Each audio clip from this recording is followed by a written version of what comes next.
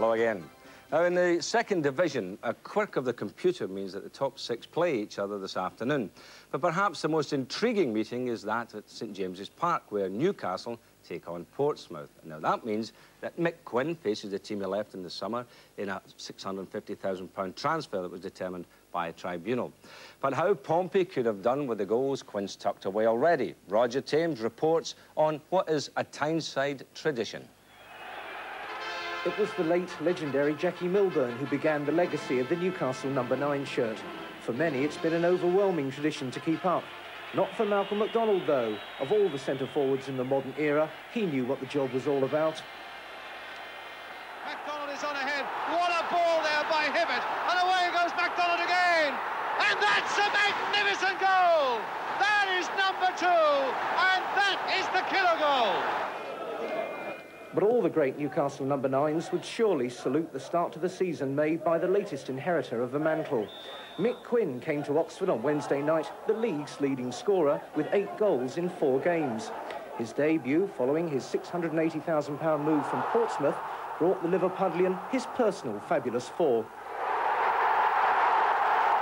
Quinn's Oxford examination was to see if he could pass into history as the first Newcastle player to score in the opening 5 games of a season.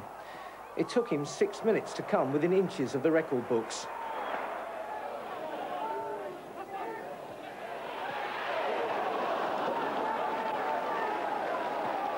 A couple later, the honours were Quinn's. Wayne Faraday's cross and the header, pure habit.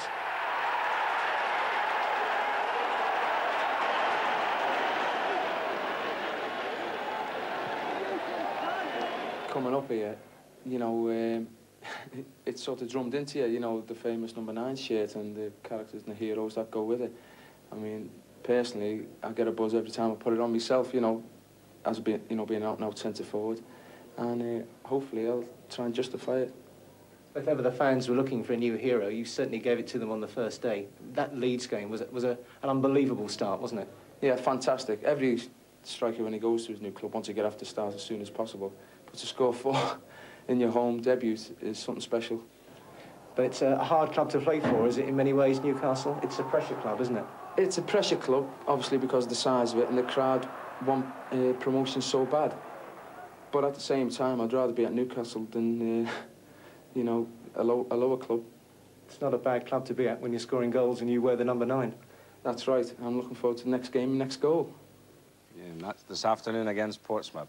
Now, Scotland, and next Tuesday and Wednesday, the Skull Cup semi-finals take place at Hampden Park, as Rangers aim to continue their domination of a competition they've won 5 times in the last 6 seasons. Standing in the way are Dunfermline Athletic, who have been a thorn in Rangers' side before, as Jim White reports. Dunfermline clinched the Scottish First Division title back in May. For this reporter, it meant another bath, another dry cleaning bill. Why did this always happen? 4 months on, a Skull Cup semi-final coming up, and the Fife town is ready to celebrate again. Not with champagne, though, with black puddings, inflatable ones. They say this butcher makes the best black pudding in the land. With Dunfermline's football fans in mind, he's now gone into the inflatable end of the black pudding market. They came to me because I'm an obvious Dunfermline supporter. The other butcher in town is a Falkirk supporter, so we've got this record of a history of black pudding champions behind us, so it had to be here. Now, how are the inflatable black puddings selling? Oh, they're going out the door faster than the real ones almost, you know. Fans are here every day picking up a black pudding to take away to the game. Well, Bonham putting a lot of work into it. But in his own unique style, manager Jim Leishman is getting his players in the right frame of mind for Tuesday. You're really passing a lot of information that you've been through it all before. World Cup, Jimmy, sitting with 3 caps, Dougie, cap for Scotland once, left back. The Fifers have taken Rangers scalps in the past, 2 seasons ago in the Scottish Cup at East End Park. Here's Mark Smith, his first run of the match. An awkward one, it's in! Woods has beaten Mark Smith, puts Dunfermline ahead, and there are 5 minutes on the clock. And click on, there's Watson! 3 minutes into the second half.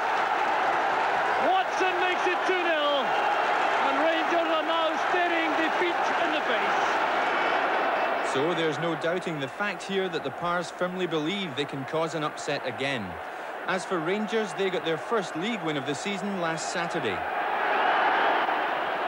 Stevens wide to Stephen. A great ball inside again!